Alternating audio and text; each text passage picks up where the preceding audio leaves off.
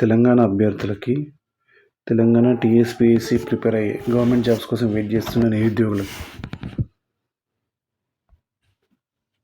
మనకు 2025 మేలో group notification వచ్చే ఛాన్సెస్ ఎక్కువగా ఉన్నాయి. సో ఈ సందర్భంగా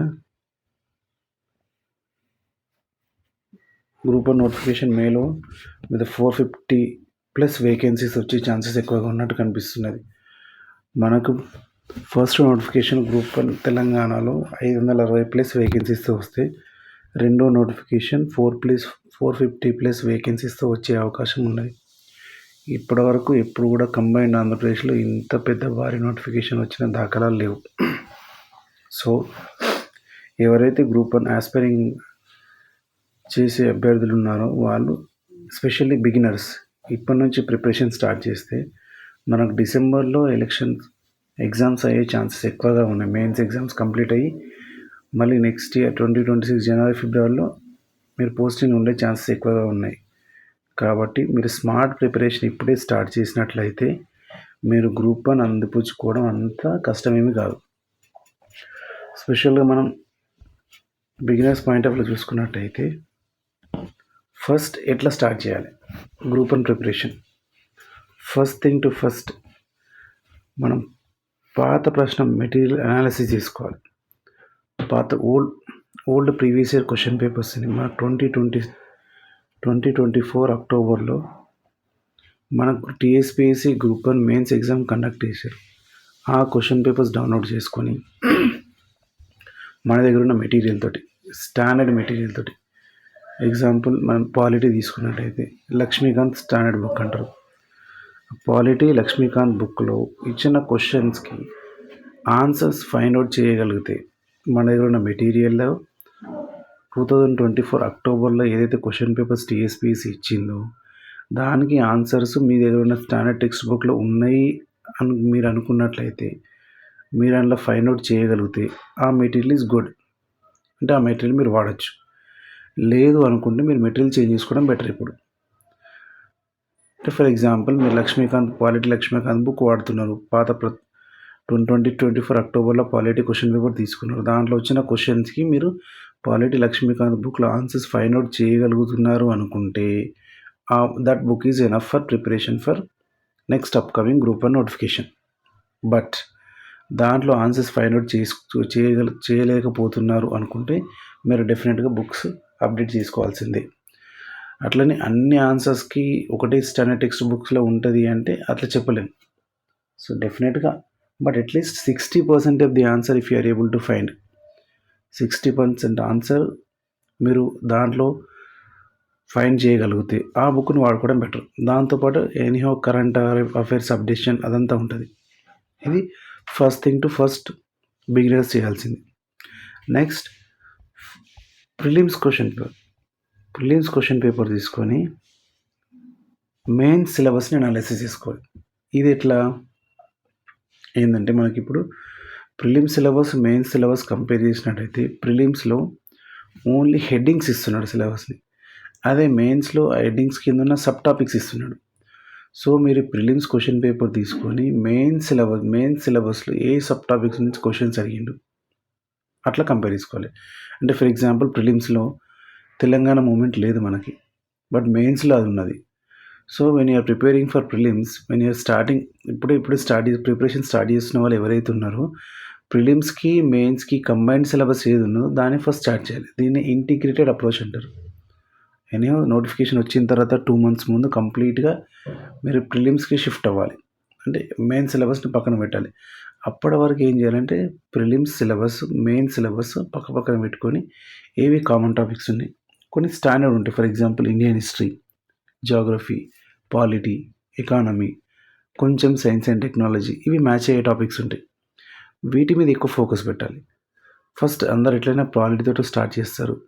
సో పాలిటీలో కొన్ని స్టాండర్డ్ టాపిక్స్ ఉంటాయి like fundamental rights, DPSP, compulsory questions దీనిపైన. ఇట్లా ఫోకస్ చేసుకుంటూ నోటిఫికేషన్ వచ్చిన తర్వాత ఎగ్జామినేషన్ డేట్కి 2 months ముందు అట్లీస్ట్ 45 days వరకు ఇంటిగ్రేటెడ్ ప్రిపరేషన్ స్టార్ట్ చేసి దాంతోపాటు mains answer writing is also very important. Mains answer writing daily ఒక ఆన్సర్, డైలీ ఒక ఆన్సర్ ప్రాక్టీస్ చేస్తున్నాను. ఎందుకంటే మేము 2024 అక్టోబర్‌లో ఎగ్జామ్ రాస్తున్నప్పుడు నేను వితౌట్ ఆన్సర్ రైటింగ్ ప్రాక్టీస్ ఎగ్జామ్‌కెళ్ళినా. ఎగ్జామ్‌లో మనకు చేతికి, బ్రెయిన్‌కి సింక్రొనైజ్ కాదు. మనకు బ్రెయిన్‌లో ఆన్సర్స్ వస్తుంటాయి. బట్ చేయి అంత ఫాస్ట్‌గా వెళ్ళదు. దానివల్ల చేయి నొప్పి స్టార్ట్ అయితది. 3 అవర్స్ కంటిన్యూస్‌గా రాయలేకపోతాం మనం. సో, ఫస్ట్ హ్యాండ్ ప్రాక్టీస్ చేసుకోవాలి ఇక్కడ. Writing practice. మన చేతిని అంత ఫాస్ట్‌గా చేసుకోవాలంటే యుద్ధానికి పోయే ముందు నెట్ ప్రాక్టీస్ ఎట్లా చేసుకుంటామో అట్లా ఇక్కడ ఆన్సర్ రైటింగ్ ప్రాక్టీస్ చేసుకోవాలి. అట్లనే రివిజన్స్. ప్రతి దానికి మీరు ఏం చదివినా కానీ కంపల్సరీ షార్ట్ నోట్స్ తీసుకోవాలి. షార్ట్ నోట్స్ ఉంటే ఏమవుతుందంటే ఎగ్జామినేషన్ సెంటర్కి వెళ్ళిన క్వశ్చన్ చూడగానే కొన్ని మనకు పాయింట్స్ గుర్తొస్తాయి. మనకు ఆన్సర్ బ్రెయిన్లో ఉంటుంది. If you do multiple revisions at least every టాపిక్ని 3 to 4 టైమ్స్ రివైజ్ చేసుకొచ్చుకోవాలి. మల్టిపుల్ రివిజన్స్ చేసిన తర్వాత ఆన్సర్ ఆటోమేటిక్గా గుర్తొస్తుంది. బట్ మనం మెయిన్స్ ఎగ్జామ్ ఆన్సర్ రైటింగ్ ఎట్లా ఉండాలంటే ఇచ్చిన క్వశ్చన్కి అకార్డింగ్ టు నీ దగ్గర ఉన్న నాలెడ్జ్, నీ దగ్గర ఉన్న సబ్జెక్ట్ని క్వశ్చన్కి అనుకూలంగా మార్చుకొని స్టెప్ బై స్టెప్ రాసుకుంటూ వెళ్ళాలి. అంతేగాని నీకు వచ్చింది రాస్తే మాత్రం మార్క్స్ పడాయి. అట్లా నీ బ్రెయిన్ నీ దగ్గర ఉన్న ఇన్ఫర్మేషన్ని ఒక ఫార్మాట్లో పెట్టాలి అకార్డింగ్ టు ద క్వశ్చన్ అంటే ఫస్ట్ నువ్వు ఇక్కడ రైటింగ్ ప్రాక్టీస్ చేసి ఉండాలి before the exam. So, writing practice చేయడం వల్ల 2 అడ్వాంటేజెస్ ఉన్నాయి. ఒక అడ్వాంటేజ్ ఏంటంటే మీ చేతి ప్రాక్టీస్ అవుతుంది, ఫాస్ట్‌నెస్‌కి రెడీ అవుతుంది. రెండోది బ్రెయిన్‌కి, హ్యాండ్‌కి సింక్రొనైజ్ అవుతుంది. మూడోది మీరు ఆన్సర్‌ని కరెక్ట్ ఫార్మాట్‌లో పెట్టగలుగుతారు అక్కడ. ఇది.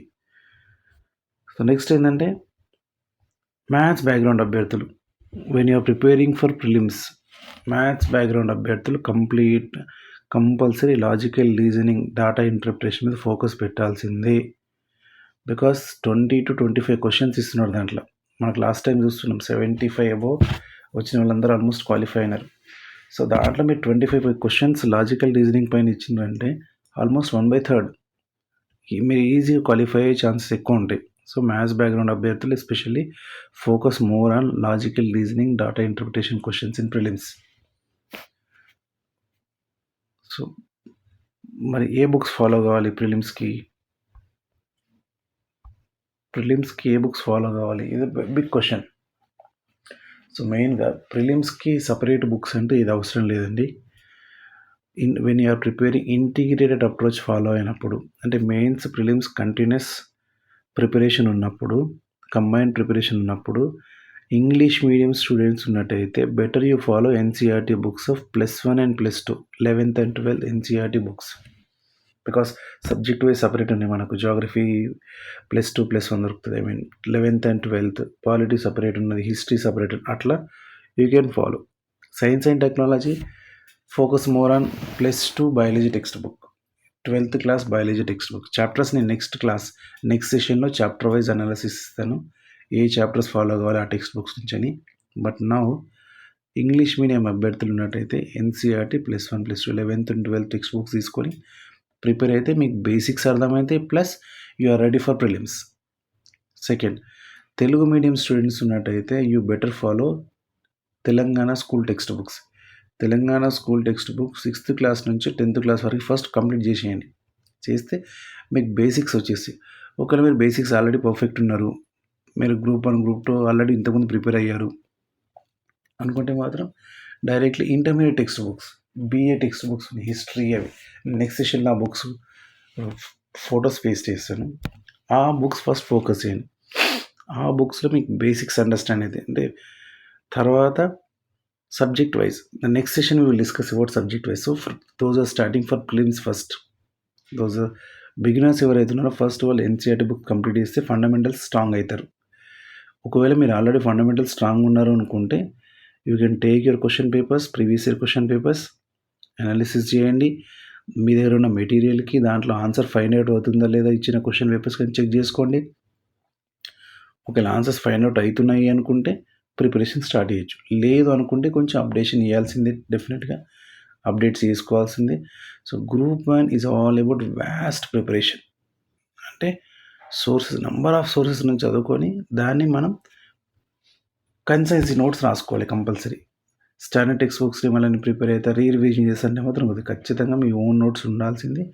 ఆ ఓన్ నోట్స్కి తగ్గట్టు మీరు డిఫరెంట్ మెటీరియల్స్ని గ్యాదర్ చేసుకోవాలి. అంటే గూగుల్ సెర్చ్ చేసుకోవచ్చు, స్టాండర్డ్ టెక్స్ట్ బుక్స్ నుంచి డాటా తీసుకోవచ్చు, సివిల్ సర్వీసెస్ మెటీరియల్స్ ఉంటే అక్కడ నుంచి డాటా తీసుకోవచ్చు. బట్ అన్నీ కన్సైన్స్గా ఒక పేజీలో ఉండాలి. దానికి మీరు ఏం చేయాలి, ఒక నోట్బుక్ తీసుకోవాలి.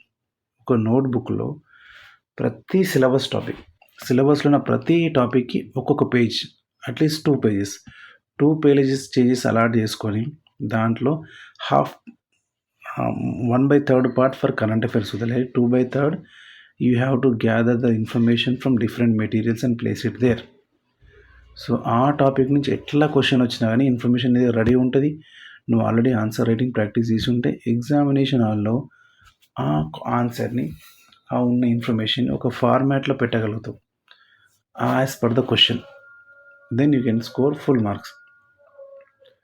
So in the next upcoming class, in the next session, we will discuss about different strategies, subject-wise strategies we will discuss.